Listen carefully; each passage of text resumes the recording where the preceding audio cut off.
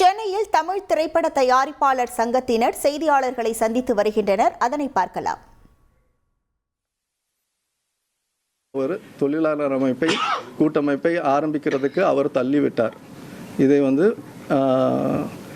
இது ஒரு கடினமான முடிவு. ஏன்னா நாங்கள் தொழிலாளர்களுக்கு அவ்வளோ சப்போர்ட்டாக தான் இருந்திருக்கோம். ஆனால் அவர் அதெல்லாம் நினைக்கல. ஏதோ ஒரு காரணத்தை சொல்லி தனிப்பட்ட முறையில் எங்கள் நிர்வாகிகளை தாக்கி பேசி அவர் செஞ்சு அதை சொல்லியிருக்காரு. இதை திசை திருப்புறாரு. ஏன்னா இன்றைக்கி பெப்சியில் நாங்கள் நிர்வாகத்துக்கு 2020 தேர்தல் நடந்து புதிய நிர்வாகம் வந்தபோது சம்பள உயர்வையும் நாங்கள் பேசி முடித்து விட்டோம். அந்த சம்பளம் இது போயிட்டுருக்கு. இப்போது இருக்க சூழ்நிலையில் போன வருஷம் நாங்கள் மறுசீரமைப்புக்கு என்ற பேரில் ஒரு வருஷம் ஸ்டாட்டிஸ்கோ பண்ணுவோம். ஏன்னா படங்கள் சரியான அது வைத்தி ஒரு பிளாட் வாங்கணுமா இல்லை ஒரு ஃப்ளாட் வாங்கணுமான்னு ஒரே கன்ஃபியூஷன். ஒரு ரியல் எஸ்டேட் எக்ஸ்பர்ட் கிட்ட பேசு. எப்படி பாஸ்வாலா பி த பாஸ். வியாபாரங்கள் சரியாக இல்லாதனால பெரிய படங்களை தவிர சிறு முதலீட்டு படங்களுக்கு மிகப்பெரிய பாதிப்புகள் இருக்கிறதுனால இதை கொஞ்சம் மெயின்டைன் பண்ண சொல்லி இதே ரேட் கார்டை வச்சு பாலிசி டிசிஷனாக நம்ம கொஞ்சம் நாளைக்கு போகணும்னு நாங்களும் பேசினோம். அதை பேசிகிட்டே இருக்கும்போது அவர் இன்றைக்கி ரேட்டை இன்க்ரீஸ் பண்ணுறதுக்கும் அவங்களுடைய இதை கேட்குறாங்க, தப்பு இல்லை. ஆனால் அதே நேரத்தில் எங்களுடைய சூழ்நிலைகளும் நாங்கள் சொல்லி இன்றைக்கி அதை செயல்படுத்த முடியாதுன்னு சொன்னோம். இப்போ பிஎஃப்இஎஸ்ஐ அப்படிங்கிற ஒரு இதை கொண்டு வராங்க. பிஎஃப் ஒரு பெர்மனண்ட் எம்ப்ளாயீஸுக்கு பிஎஃப்ஐ இஎஸ்ஐ எல்லாம் கொடுக்கப்படுறாங்க, பெரிய கார்ப்பரேட் கம்பெனிஸ்க்கெல்லாம். இது சட்ட ரீதியாக நம்ம சினிமா துறையில் எல்லாருமே டெம்பரரி கான்ட்ராக்ட் பேசிஸில் தான் இருக்காங்க. இதை கொண்டு வரதுக்கு அவங்க ட்ரை பண்ணுறாங்க. அதுக்கு ஒரு ஃபெஸ்ராங்கிற ஒரு அமைப்பை திரு ஆர்.கே. சுப்ரமணி அவர்கள் உருவாக்கியிருக்காங்க. அந்த ஃபெஸ்ரா அமைப்பு என்னென்னா 23 யூனியன்கள் சேர்ந்தது பெப்சி. அதில் இருக்க தொழிலாளர்கள் அத்தனை பேரும் ஃபெஸ்ராவில் கார்டு வாங்கினா தான் வேலை இருக்குது, யூனியனில் மெம்பராக இருந்தால் வேலை இல்லை, இதில் கார்டு வாங்குங்கன்னு ஒரு கொடையின் கீழ் கொண்டு வர்றதுக்குள்ள இதை அவர் அமைச்சிருக்காரு. அது உள்ள நிர்வாகிகள் யாருன்னு தெரியாது. அதுக்கு ஒரே அமைப்பு அந்த இதை நாங்கள் கடுமையாக எதிர்க்கிறோம். ஏன்னா இதில் கொண்டு வர்றதுனால ஒரு 30%, ஒரு 15%, 30% இன்க்ரிமெண்ட்டு சம்பளம், இந்த பிஎஃப்இஎஸ்ஐ ஒரு கிட்டத்தட்ட 28% கிட்ட வரும், டேக்ஸ் எல்லாம் சேர்த்தா.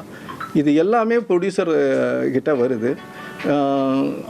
டோட்டலாக இதை நாங்கள் கடுமையாக இருக்கிறோம். ஏன்னா 23 யூனியன்லேருந்து இருக்க வேலையாட்களை நாங்கள் கேட்குறோம். அவர் ஒரு கடையின் கீழ் கொண்டு மொத்தத்தையும் கண்ட்ரோலில் வைக்கிறதுக்கு உள்ள சிஸ்டம் தான் அந்த அதை நாங்கள் எதிர்க்கிறோம். இதை டிசைஸ் இருப்பதான் அவர் கம்ப்ளீட்டாக நிர்வாகிகளே எங்களை அதை பண்ண சொல்கிறாரு, இது பண்ண சொல்கிறான்னு சொல்கிறாரு. அங்கே வேலை எல்லா தொழிலாளர்களுக்கும் கிடைக்கணுங்கிறதுக்காக தான் நாங்களும் சொல்கிறோம்.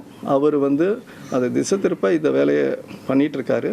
இதை நாங்கள் ஒரு அறிக்கையாக இந்த செயற்குழுவில் நாங்கள் பேசி முடிவு பண்ணி எங்களுக்குள்ள தொழிலாளர் அமைப்பு, எங்களுக்கு சப்போர்ட்டாக இருக்கிற தொழிலாளர்களை வச்சு நாங்கள் பண்ணுறோங்கிற முடிவை செயற்குழுவில் எடுத்திருக்கோம்.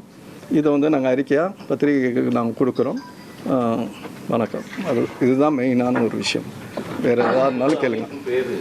தமிழில் இங்கிலீஷில் பெப்சின்னு சொல்கிறோம் இல்லையா, தென்னிந்திய திரைப்பட தொழிலாளர் சம்மேளனம். அது மாதிரி தமிழ்நாடு திரைப்பட தொழிலாளர்கள் கூட்டமைப்பு, அதை இங்கிலீஷில் இருக்குமா? டேண்டம். பெப்சிக்கும் இதுக்கு என்ன சார் வித்தியாசம்? சேலரி வைஸா பெரிய டிஃப்ரென்ஸ் வேலைகள் எல்லாருக்கும் கிடைக்கணும். ஏன்னா திரு செல்வமணி அவர்கள் அவங்க என்ன சொன்னாங்கன்னா, கிட்டத்தட்ட 25,000 மெம்பர்கள் இருக்காங்க. எத்தனை பேருக்கு ரொட்டேஷன் முறையில் அவங்க வேலை வாங்கி கொடுத்துருக்காங்க? அவர் ஒரு குறிப்பிட்ட பேர்களுக்கு மட்டும்தான் வேலை இருக்குது பெப்சியில் கிடைக்கிதே தவிர, இதை அவர் இந்த ஃபெஸ்ராங்கிற ஒரு இதில் கொண்டு எல்லாத்தையும் பண்ணி எத்தனை பேருக்கு ரொட்டேஷன் முறையில் வேலை கொடுக்குறாருங்கிறது இது வரைக்கும் ஒன்றும் டேட்டா கிடையாது. அதே நேரத்தில் நாங்கள் அமைக்கிறதுல புதிய ரேட் கார்டு, சிறு முதலீட்டு படங்களுக்கு என்ன மாதிரி சம்பளங்கள் எல்லாமே புதிய உருவாக்கி அதை வந்து இப்போ இருக்க தயாரிப்பாளர்கள் சொல்ல போகிறோம் சார். சார் சினிமாவில் வந்து லேபர்ன்றது ஸ்கில் லேபர் தான் இட்ஸ் சேலஞ்ச் சார். நிறைய பெரிய படங்கள் சின்ன படம் எதாவது ஸ்கில் லேபர்ஸ் சார். பட் அந்த ஸ்கில் லேபர்ஸ் நிறைய பேர் வந்து பெப்சியில் இது வரைக்கும் இருந்திருக்காங்க. இப்போ உங்களுக்கு எப்படி ரெக்ரூட் பண்ண போறீங்க சார்? அதாவது ஒன்றும் இல்லை சார், இப்போ இருக்கிற தொழிலாளர்களுக்கு வேலை தரணும். தமிழ்நாட்டில் படித்து விட்டு விஸ்காம் படிச்சுட்டு வேலைவாய்ப்பு தேடிக்கொண்டிருக்கிற புதிய இளைஞர்களுக்கு வேலைவாய்ப்பு தரணுன்றது அடிப்படையில் தான் இந்த திட்டமே உருவாக்கப்பட்டிருக்குது. அனைத்து தரப்பட்ட தொழிலாளர்களுக்கும் ஒரு தொழில் உறுதி செய்யப்படுகிற திட்டமாக தான் இந்த அமைப்பு உருவாக்கப்பட்டிருக்கு. அதே மாதிரி நேரத்தில் நடப்பு தயாரிப்பாளர் சங்கம் தலைவர் சொன்ன மாதிரி கடந்த காலத்தில் வரலாற்று சிறப்புமிக்க இந்த சங்கங்கள் இருந்தபொழுது 1-to-1 தமிழ் திரைப்பட தயாரிப்பாளர் சங்கத்துக்கும் பெப்சிக்கு மட்டுமே இருந்ததை இன்றைக்கு தன்னுடைய பணக்கார நண்பர்களுக்காக செல்லுமணி அவர்கள் பெப்சியை கொண்டு போய் அந்த ஒப்பந்தம் அங்கே நடப்பு சங்கத்தில் போட்டு, நடப்பு சங்கத்தில் 23-24 எடுத்த படங்கள் பார்த்திங்கன்னா 18 படம் 23வது வருஷத்தில், 24வது வருஷத்தில் பார்த்திங்கன்னா 25 படம் தான். ஆனால் ஒட்டுமொத்தமாக ரிலீஸ் ஆன படங்கள் வந்து 23ல் 225 படம், 24ல் 250 படம். அப்போ தயாரிப்பாளர்கள் எந்த தயாரிப்பாளர்கள் பெப்சி தொழிலாளர்களுக்கு வேலை கொடுத்துருக்காங்கன்னா 100க்கு 90 விழுக்காடு தமிழ் திரைப்பட தயாரிப்பாளர் சங்கத்தை உறுப்பினர்கள் தான் வேலை கொடுத்துருக்காங்க.